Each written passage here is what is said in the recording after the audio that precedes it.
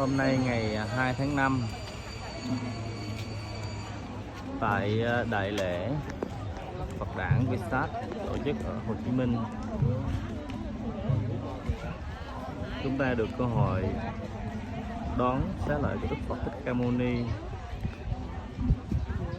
về Học viện Phật giáo thành phố Hồ Chí Minh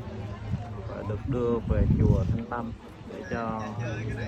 chư tăng Phật tử, người dân chiêm bái, đánh dấu về sự gì đản sinh về thể chất, giấc ngộ và nhập niết bàn của Ngài. Ngài đã chiếu sáng ý thức của con người nhân loại suốt hơn 2.600 năm. Một cơ hội tuyệt vời để cho chúng ta trải nghiệm và chiếu theo ánh sáng của Ngài.